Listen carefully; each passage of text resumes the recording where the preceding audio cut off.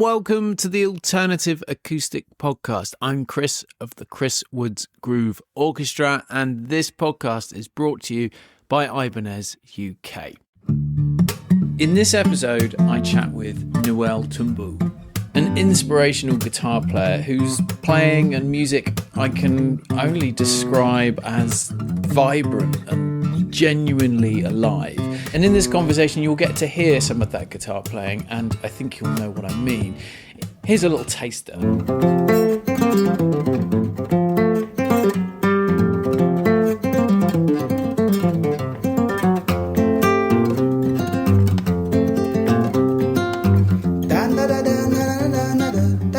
Now, there's a lot to learn from this chat by way of guitar playing and guitar techniques, but also I think there's an absolutely fascinating deep dive into Congolese musical culture, into Niwel's personal journey with the guitar. It's a really emotional conversation, and I think it really brings guitar playing to life and showing how our guitar playing, our personal sound and personal approach is really, I guess, a product of our own experiences.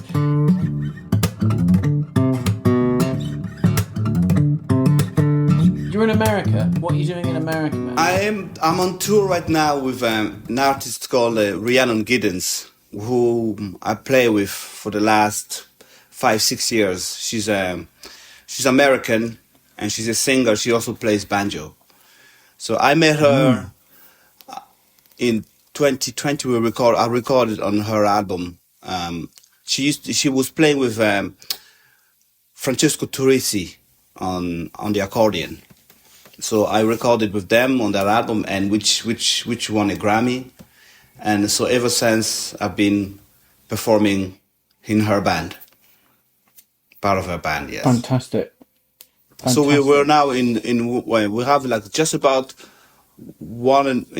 over a month tour, which started in Boston, and we're now today yesterday we played in North Carolina, and today we're in Michigan. It's a day off. That's why I'm able to do this. And I'm just going to keep going until the last show will be, which is kind of crazy to say for me, is for Carnegie Hall in New York. So it's like, wow. Yes, it's very big deal. Are you loving it? Do you wake up being like, I'm on tour in America? Oh yes, yeah. Oh yeah, for sure. I mean, I don't take it for granted. I know how hard it is, in the music world to be able to go on tour, and play music, share music with people, and to see people smile, people being happy, to share all that joy, and also at the same time make a living from that. I know that it's most musicians never get this type of opportunity. So I mean, this is it. I've been, as I said, we've been doing this for nearly 6 years. I've been coming here a lot, but I wake up every day feeling like, wow, this is just an opportunity and a privilege to be at this position. And what's the stuff that you're playing with Rhiannon? Because she does the Silk Road thing, right? The sort of, yes, for want of a better word, fusion, but I can't. Just a mix of beautiful musics. Is it that thing, or is it her more sort of American folk thing? What's the? Yes, well, I'm also part of Silk Road Ensemble. So with Silk Road, it's I don't think people sometimes that word, the fusion word, people are afraid to say it's like music is always fusion. All music in the world is fusion. Whatever. It's just when you say fusion, you think of like, I know. I don't know, Chicoria or like really clean jazz and like, I know. It's amazing Sorry, how, fusion guitarist. over time, the word could change meaning. But really, all kinds of music, whether it's traditional Congolese music, whether it's rock and roll, classical music, there's some type of fusion. People always, ideas always come from somewhere else, and people take it and turn into their, their own thing. So in Silk Road, it's really, it's yes, it's where there's people of different cultures and different discipline of music, different genres coming together. And the goal, the idea is there to really just mix, to really just show that fundamentally music is just sound, whatever we do, whatever we decide to call it, rock and roll or,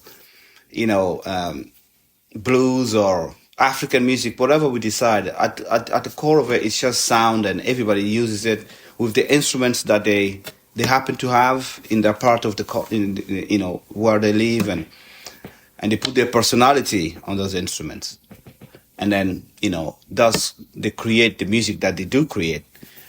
So Silk Road is that, but we've her own band.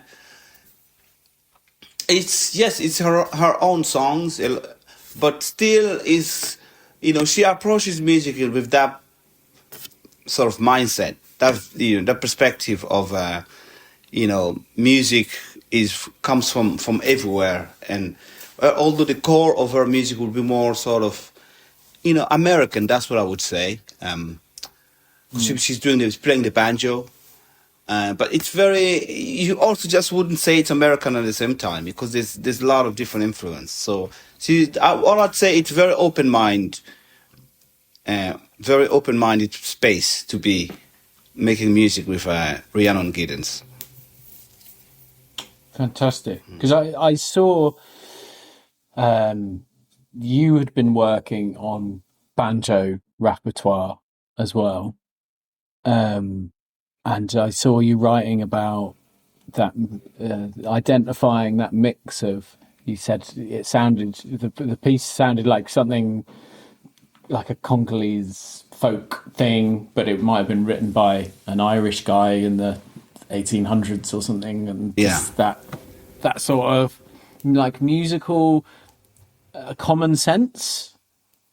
Kind of appearing in different places. Go on. Yeah, I'm murdering it. Go on, you go for it. Yeah, it's really amazing.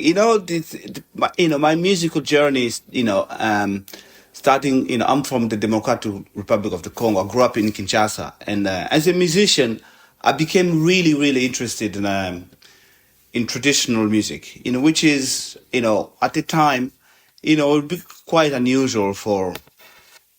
Like most people who play traditional music, like they're born into that tradition, like in Congo, for instance, like that. I came from a family that, that was, I would say, non-traditional. It's just like a normal family. Not that we didn't like traditional music, but there was no traditional music around. But when I became a musician, I was really interested in traditional music of Congo. And I really want... And is the sort of... Sorry, I was just going to ask, is the Congolese traditional music, when does the guitar sort of feature in that, or is like what's the instrumentation of that sort of traditionally? Oh, there's all kinds of instruments, and the guitar became involved like the same all around the world in the 30s and 40s. Now the guitar is really part of most traditional band. You'd find the guitar, but there's other instrument like a likembe, which is known like the thumb piano here, or we've got also marimba, a lot of different types of drums. But yeah, the guitar is also, in the last 50, 80 years or something or so, the guitar is really prominent. But I really wanted to know. I always wanted to go back to find what was it before. I had all these questions, like, because what happened in the 1800s and 1700s, and how was the music?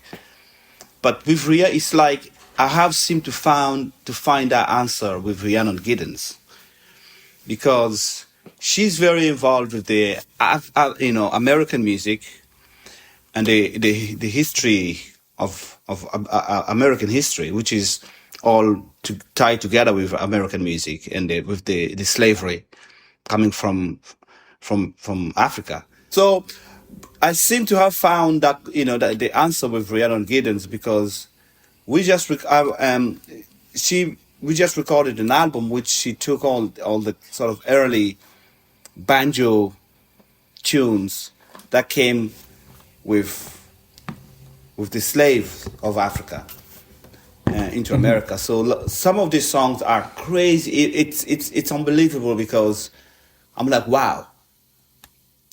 You listen to some of these tunes today that were written like in 1800 and 1700. They sound like they were composed by a Congolese musician today.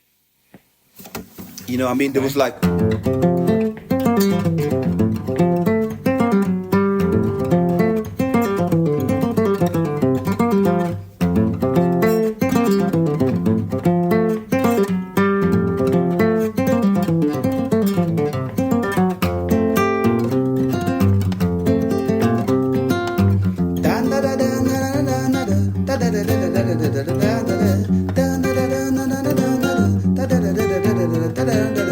So, like when I heard that, you know, it sounds so contemporary, and So that's an 1800s American banjo tune. yes, And do we know who would have written that as well? Is that a white American, or is that someone who's been taken from Africa? Is it? yeah. Not a lot of them are called like Negro jig. I think that was called Negro jig or something like that. And there was actually one that's called, believe it or not, Congo Prince. You know, it's a tune from this was 1850. I don't know if I can remember. Let me try.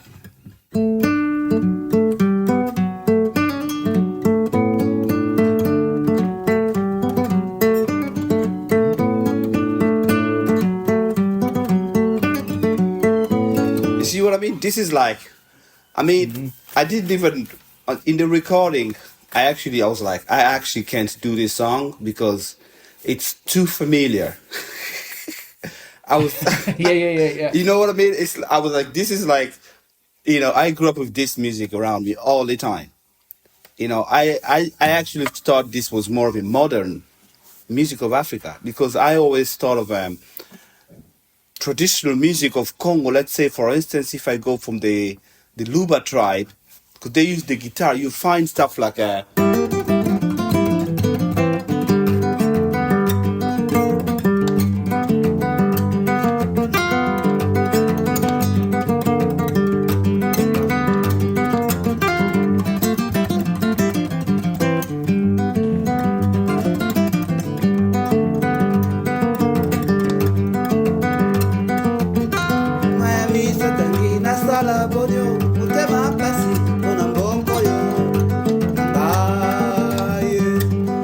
it's this kind of sound, and it's kind of modal, you know. A lot of it is based on this kind of mixolydian sound. There's like real like contrapuntal, like classical sort of sounding stuff as well. Like that's Yeah, I mean, interesting, man. a lot of people are actually, you know, I say to people a lot, you know, like music of Africa is there's a lot of counterpoints and all, you know, polyrhythm. You know, it's there all the time. You see, the difference, I suppose, with Africans, we don't really talk about harmony, you know, like people talk about it in the West. You know, in the West, the harmony is like really, that's what, when you're learning music, that's what you know, that's the first thing. But in Africa, people are thinking about, you know, people have to dance, you know, primarily, that's it. If people are dancing, that's about it. So, but if you listen to a lot of African guitar, and have you heard of the Baka tribe? Yeah, maybe. Yeah, I mean, if you listen to those guys, they live in the jungle. You know, you listen to that, it's like they have all this country emotion that's been happening way, you know, for hundreds of years. So Niwel, to put that into context, because I think that's like a profoundly interesting point of that there's all that counterpoint and like, if you like, intellectually complex stuff, but the cultural difference is that people in the Congo aren't talking about it, whereas people in the conservatoires are constantly talking about it. So, Yes. so what's the sort of like to make sure it's like in a real modern context?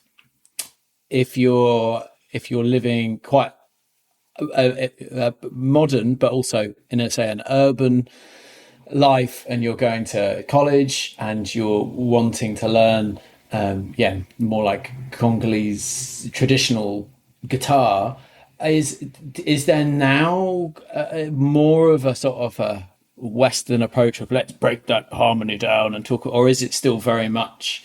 Do you think there's that difference still in a big way? Oh, it's still the same. Yes, it's really very much the same. It's there's no people don't think about harmony much. If you go to like bands rehearsing, they're focusing on just dancing. They do the songs very quickly. you know. So when you learn, did you very much? Are you like an aural player? It's like I'll learn that tune, I'll play it. I won't sort of write it down, talk about it. Oh, you Pull still it you talking apart. about personally? Okay, well, personally Well, was and also culturally, because I yeah. think it's really interesting how people learn guitar. Do you know what I mean? Oh, Especially okay. nowadays, because it's so sort of intellectualized, isn't it? It's No, really fascinating. no. It's so communal, which is great, in because it's really associated to how people react to what you're doing. So, learning in Congo, people you would learn the song. A new album comes out, you go out, you learn, you learn all the song, you learn all the parts, because they whatever you do, you could be very virtuoso. You could do whatever you want, then people will be like, come on, play a song. The only bit of gratification you could get if you went play like,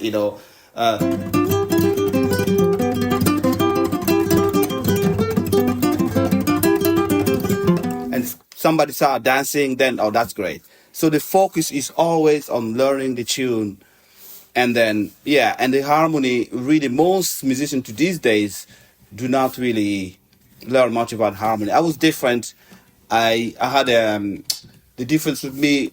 It was actually the opposite. I Okay. had it completely the opposite because I was self-taught for the first year, and I never learned. I was for some reason I don't know. It's just the way, because I always think for me learning the guitar was like a way of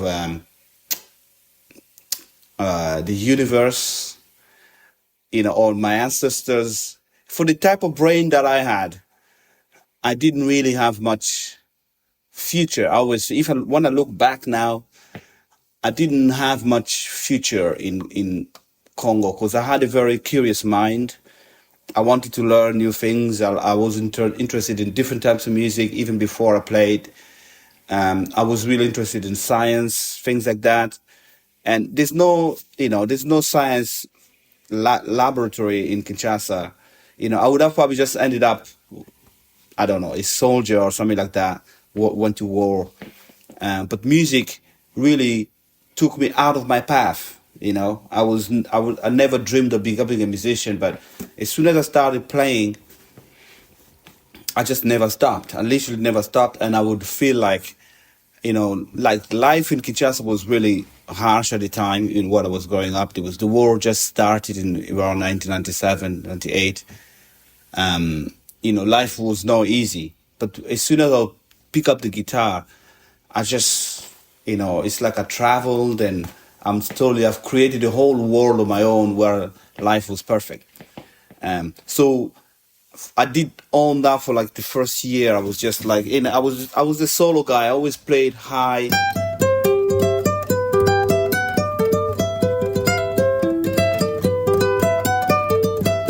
Stuff like this, and I never played down here. I was always like, from the 12th fret high, never. Um, but then after a year, I met a friend of mine.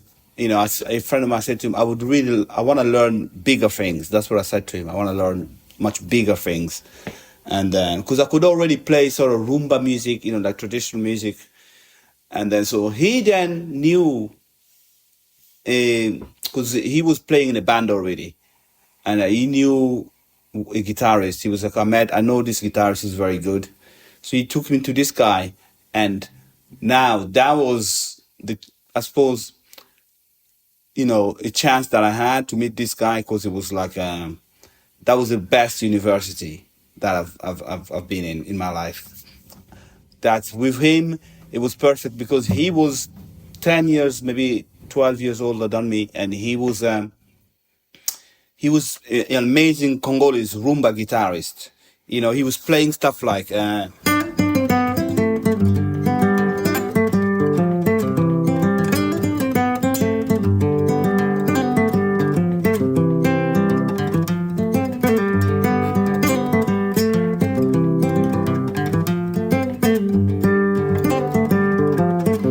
this was like at the time it was a famous song by a guy called Kofi Olomide. So I saw him playing this. I was like, wow, this is amazing. But the even the most amazing thing is he was learning jazz music. So he was going to a guitarist called Jew in the morning. He was learn this jazz, and when he met me, he told me, well, if you want to be a good musician, you need to learn about harmony, you need to learn about different types of music, and listen to all kinds of music, and listen to things that you don't understand. That's what he said. Oh, sorry, my phone. Yeah, listen to things that you don't understand. And then, so that was the best university, because I became, again, that was like a parallel obsession with playing. I became obsessed with finding out new music. So I was the kid in Kinshasa, man. When I think of this period, I'm like, God, I lived in a household where we had no food. We did not eat, like like those guitars that I'm playing, like they're made, using like bicycle cables, and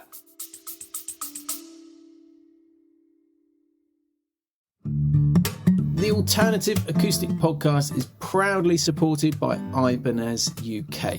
Now, the Ibanez V Series has long stood for high quality at seriously affordable prices, available in all kinds of finishes, shapes and sizes.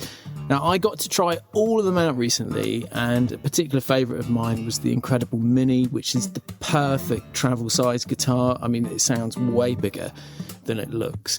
The entire V Series and all Ibanez guitars are available now at Gear for Music, so make sure you go and check them out.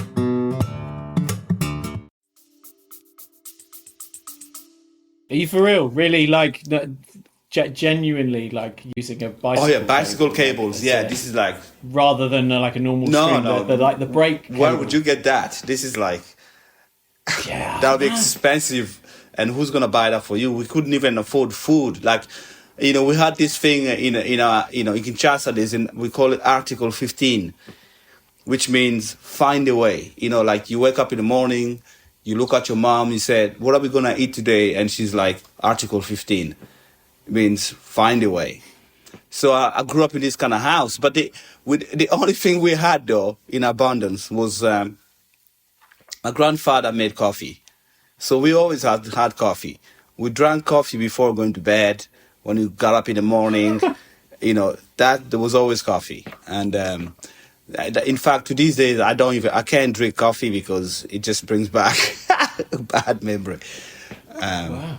But it was like that. So I would walk miles around Kinshasa, miles, to look for. If I heard anybody had relatives in Europe, I'll just go knock in their house and introduce myself. I'm Niwel. I'm looking for any music. Do you have any music that's not from Congo? So I discovered a lot of music this way. And with that, so my friendship with Crispin, which was my mentor, even solidified, because, he was teaching me those tunes like, like jazz tunes, like, normal tunes, like Fly Me to the Moons, like, those type of chords, like G7. I had never played that before. And I was like, he was like, yeah, you need to play this chord, G7. And I hated chords, Because was most of the stuff that you were doing then was sort of riff, Yeah, I'm a melodic, riff guy. bass, and contrapuntal even, but just like two notes put together. Not yeah. Wow, how interesting. Yeah, I Okay, was the totally chords that were kind of just guy. like I was weird. all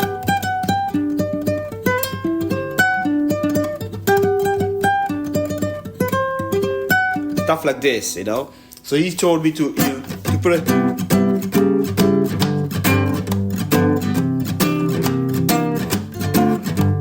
He told me those kind of chords. You know?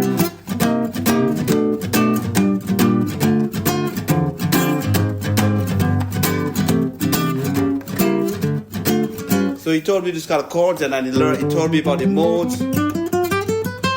And how old are you So at this point? How old are you at this point, oh, I'm like 15, 16. 16, yes.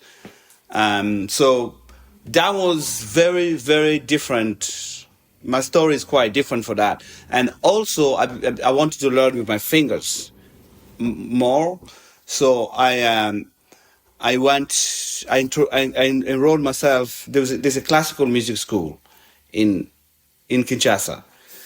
So, but also that's a whole different story in its own, because the reason I enrolled to the school, because I became so obsessed with playing, like nothing mattered, you know. Really, I was playing all day, all the time, and I became even more sort of afraid. Actually, what happened? Something happened during the war, as I said. You know, a friend of mine that we kind of started learning together. So he came to the house and he had the guitar. As I said, I didn't have a guitar. He was the first person who had a guitar that had not bicycle cable. It had like, you know, standard Daddario cable sort of. I don't know if it was Daddario, but you know, this type of manufactured like standard. Yes. So I remember he'd come and he had this. I was like, wow, my first time to play, you know, with these kind of strings. And so he'd bring his guitar, and I would teach him some riffs, so we played at home. And so one day he comes to the house, you know, this, you know, while we're doing all this, there's like bombs outside, you know, there's guns. And so he was like, I have to go for food. I was like, but, you know, why don't you just stay, you know, let's play. He's like, no, I have to go for food. And then he goes out, literally 5 minutes. You know, my nephew comes, no, my cousin comes running to me and said, oh, Serge was his name. Serge got shot, you know. And I couldn't believe it. You know, I went out and I could see Serge just lying there. There was this drunk soul, you know, this is just, yeah, sorry. I never, yeah, it's quite hard, you know. I just saw Serge there lying down, and so yeah, this story actually made me more. It kind of closed me more, you know, that period. Like I would literally not come outside, and I never went to the funeral. Like I couldn't believe it. But what he also created, you know, I became even more afraid to go outside, you know, to play. So I became very, very obsessed with playing again. That was like as I say, music is something that took me off my path. It was like yeah, it's like a shelter. It was like a shelter. It created a shelter that I can forget about all this that was happening, and I played nonstop. So, but at the same time, I knew that I needed to study because my parents weren't happy. You know, they were giving out to me all the time. You need to study, you know. So I was like, well, I can't even study. I couldn't even study. I was forcing myself to study. I would force to go to school. I would sit and try to focus, and I would just completely, my mind would not stay. I would start singing all the songs, singing melodies. I would get kicked out of the school, and the teacher would think I'm doing this on purpose. You know, but it was actually, I was completely not there. So because of that, I decided maybe if I enrolled myself in a music school, that's going to help me focus better, you know, because I need to put this energy onto something. I can't just, at least at the time, that's how I felt. I can't just not study. I have to study. So I went to the music school, but unfortunately, Unfortunately, it was again, it was even worse because the music school, the teacher, just unfortunately with Congo, the political situation is not, it's not stable. When that happens, that means the rest of the country goes down with it. And so the school was very badly organized. There was not even a guitar teacher. There was, and then I was like, well, there's no guitar teacher, but also what happened, a lot of stuff that they were teaching, I kind of knew of them, and it was classical. I wanted to learn with my fingers, but I had a tape. As I said, I was looking for a lot of music. I had a tape of Paco de Lucia and Brazilian guitarist Baden Powell. So I was sort of But they were just teaching you Western classical. yeah At this university. yeah, they were teaching songs like it was a. Yeah. And I'm there, I'm over. I went there thinking like they're gonna be teaching me like Paco de Lucia, So I'm expecting, I'm expecting stuff like that. So And can I ask, were the lecturers and the teachers, were they Congolese or African of any country, or were they but they were still they were very much Western classical. yes, they were Congolese, but very much Western classical. At the time, I just wasn't ready for it. I wasn't ready for all that information. Like I loved classical music. I loved listening to it, but I don't think I was aware of like classical guitar. I knew classical symphonic music, like piano music, but it was just too Western classical. At the time, all I wanted was, I suppose, I wanted excitement. I was only young and I was a fast learner. That was another thing. I was quick learner, so I would watch things literally, boom, and I would learn. And then so those kind of songs, I was like, oh man, that's so slow, So I did. I just, I wasn't ready for it. I wasn't ready for it, and it just sounds basic. It just sounds really boring in context to everything else that you've played in the past 10 minutes. It's just like, so I was like, throw that out. Exactly, So that was, it did not help. Basically, the classical, as I said, there was no guitar teacher, and I decided, okay, maybe I should learn an instrument that I don't know. So maybe I don't waste my time here. So I started learning the saxophone, but also there was no saxophone teacher. And also there was one saxophone that was broken. It's just like, my daughter, I'm just going to go off this, but I live in Ireland now. And so my daughter, also she's learning, she loves music. And so she's been learning the piano. And I have an old piano that I bought from a friend maybe 15 years ago, and she was playing, and you can hear the sound of the notes, so she doesn't like. She was like, I don't like this piano. I don't like. I want a new piano. So I went and bought her a new piano, and I was telling her this story. I was like, I went to a classical music school, and I had to learn the saxophone with a broken sax, like. And when I was learning the guitar, I was learning the guitar with like bicycle cable guitar. It was so hard, and the tension was so high. I remember one day, actually, the first time I ever did D, the D major. I could not play D. My fingers could not press the string.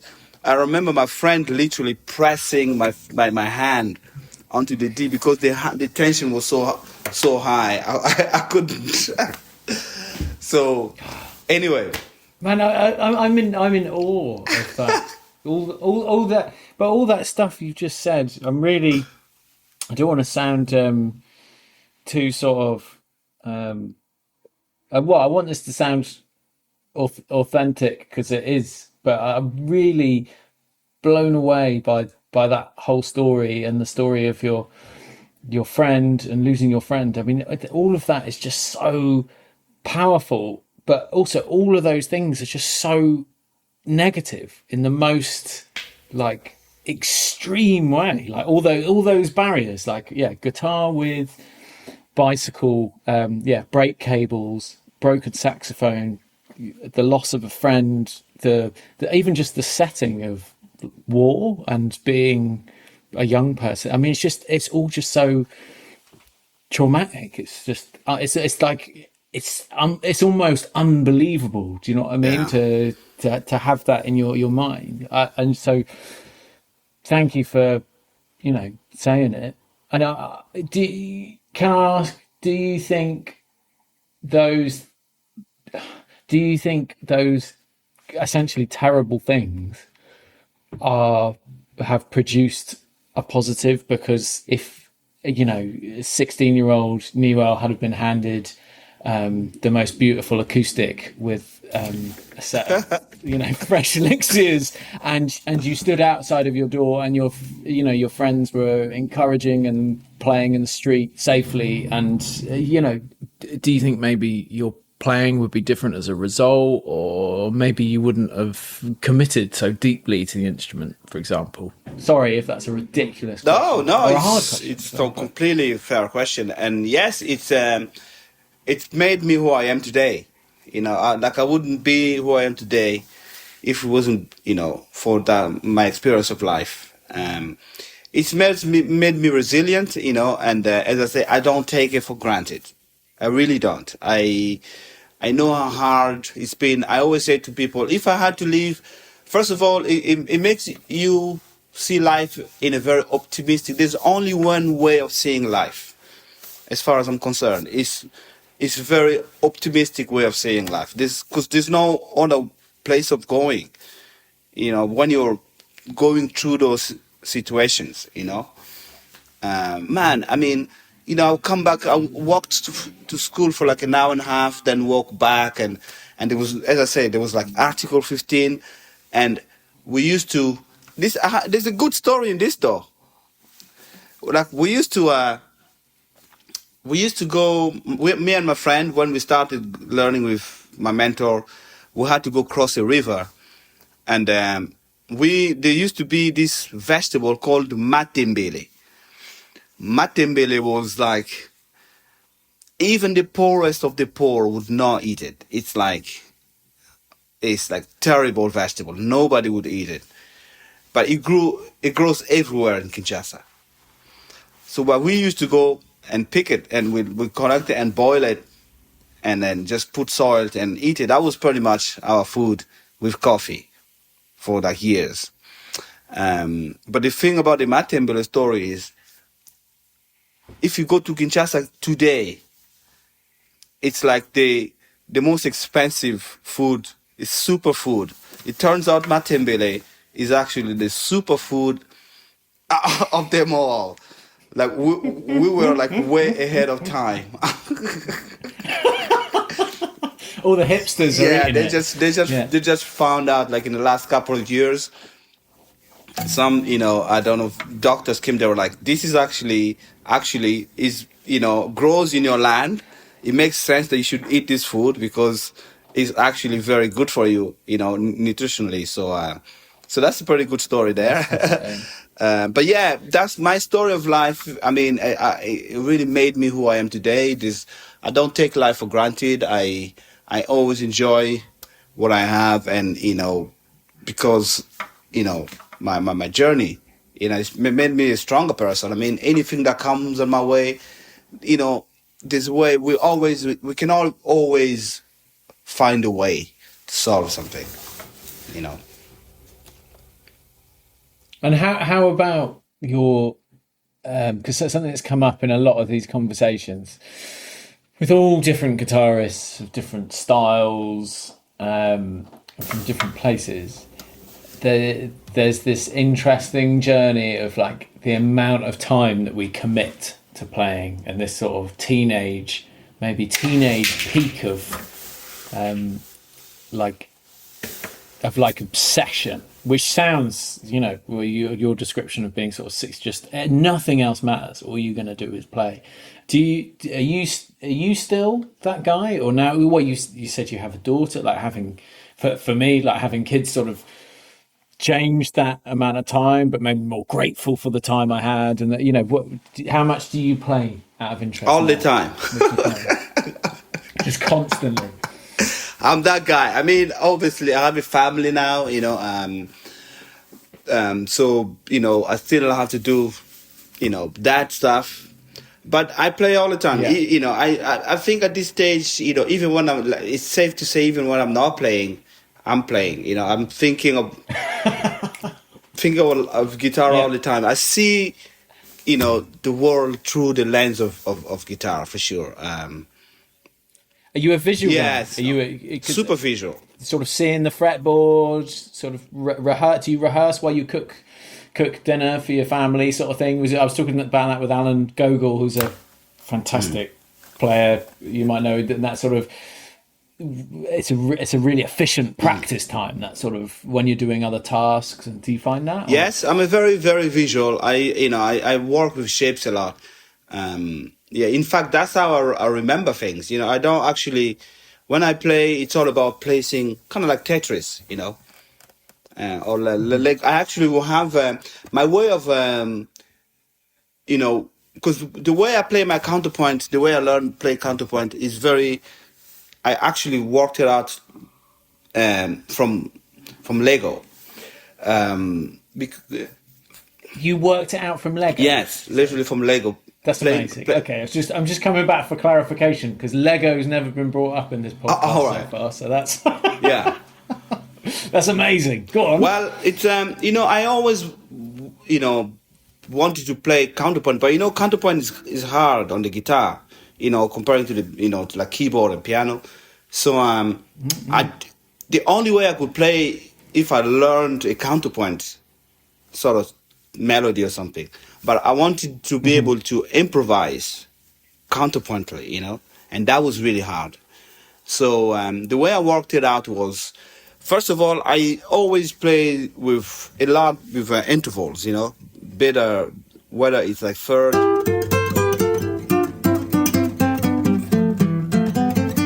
or sixth or like 10th. So I was always used to that. But to be able to play, I knew that using intervals, I could able to access counterpoint. I just did not have sort of the know-how and the technique, the sort of way of doing it I was able to do it while I'm improvising. So one day while playing with my son, we're playing Lego. It was Lego Star Wars. I just figured it out because we were playing. I was like, of course, if you follow the same principle of the Lego, you can actually access the counterpoint. I've worked it out in my head. We were just playing Lego. So what that was is, the way the Lego has like tiles that attach. Mm-hmm. So they would have, some of them have 2 tiles, some have 3 tiles, some have 4, 5, and so on. So at that moment, I looked at it, I was like, of course. They're taking tiles that have different sort of, different number tiles, putting them together to create a shape. If I think of tiles as intervals, let's say the tile that has 3, so the Lego that has 3 tiles is a third, which is, and then if I mixed the tile, so the Lego that has 3 tiles, mix it with the Lego that has 6 tiles, I would immediately get a country motion without thinking about it. So if I went from third and then mix it, instead of playing the same third, I play with a 6. I get this sound. So it become.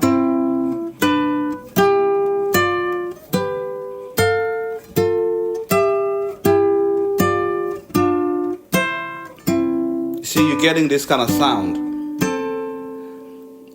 And then I was like, oh wow, that's amazing. This is all I'm doing in my head, while we're playing. And I was like, oh, so that means I worked it out. If I go from third, start adding two. So if I go third, and if I add two, it'll be fifth. And if I add two, it's gonna be seven. 2, 9, 11, 13, 15, to 17. And I get a full scale. So it becomes...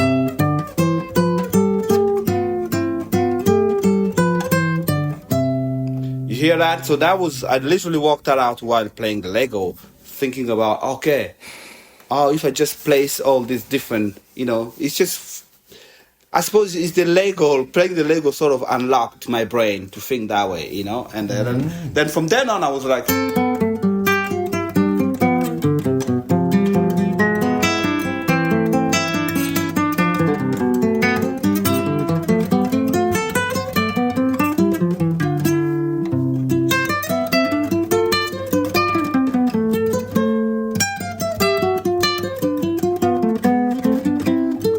My tuning is a bit off.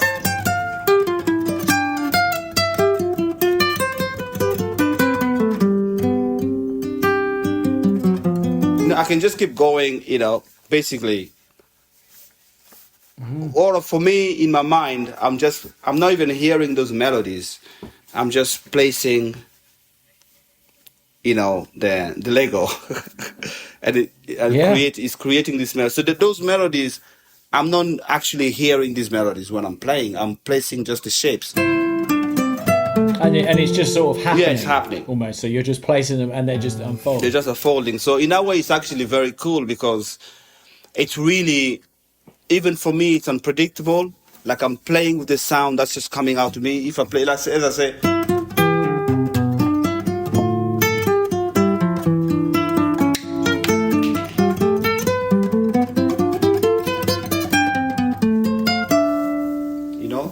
So yeah, so that that really allowed me to to be more free, and especially for like if I was playing, like I play a lot with a percussionist, and so that really helped me a lot. Especially if just playing the two of us with no bass, I can feel the space with all the notes, and it sounds like there's two guitars. I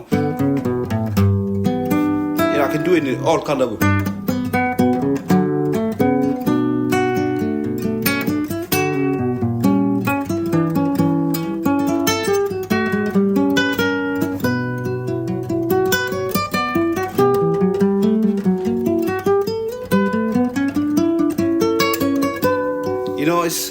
It's a very, very different sound. Even for myself, it's like I'm experimenting with the sound that I'm hearing. It's very different. I think it's... Go on.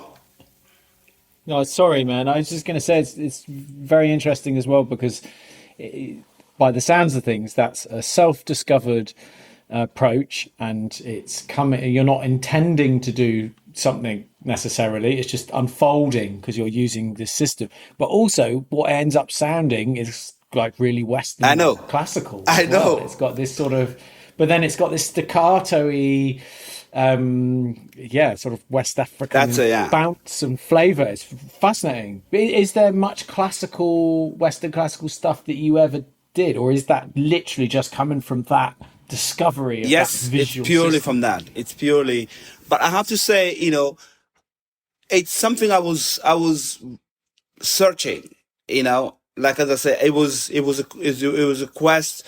At that time, I've been searching for like number of years how to be able to improvise like that. So I've looked at people, but it was never the only way you could learn country motion on the guitar was people would say go learn Baroque music.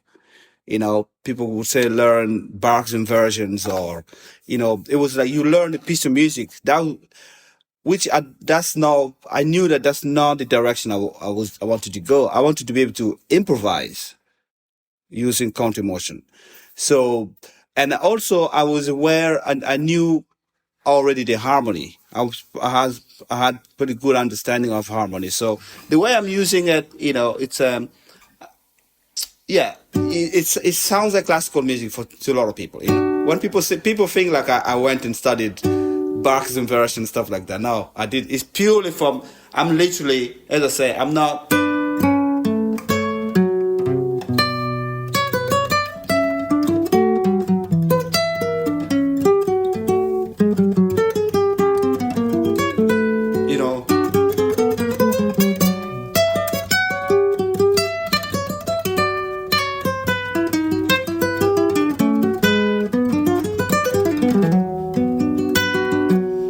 It's just, I'm literally not hearing this melody. I'm just placing the shapes, the Lego, just Tetris. Yeah. That's really that. And the analogy just keeps going, man, doesn't it? Because it's that sort of like your son was doing. You're playing. You're just playing. You're building stuff, and then you step back and you're like, "Wow, that's beautiful!" Or no, I'll knock that down and do it again. Exactly, and it's very good for like composing. Really interesting stuff without trying. Sometimes when you sit down, want to compose a piece of music, you sometimes end up doing too much, putting too much. But in this way, I find that a lot of my pieces of music after this I've composed came from literally just playing. I'll just record it and it comes out perfect. I don't have to go learn it, spend all the time. Like a good...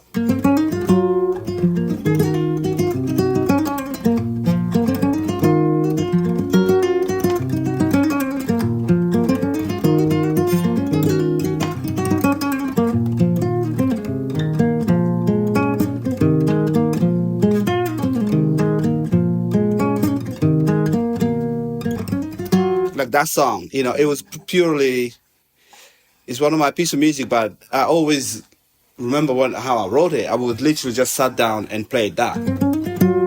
It was completely an improvisation, but it came out like these two parts, and I don't have to go, relearn it. And, because sometimes it could be hard. You sit down and learn it, write a piece of music where you have to spend time to also learn how to play it, and which kind of takes time. Mm-hmm. But this way, I find like a lot of my piece of music now, I don't actually have to spend a lot of time because I'm just placing shapes here and there, and sometimes I don't even remember the melody.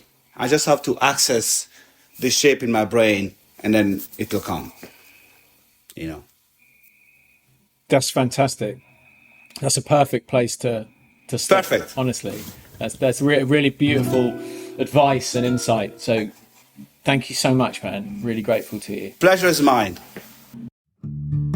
A huge thank you to Ibanez UK for making this conversation possible.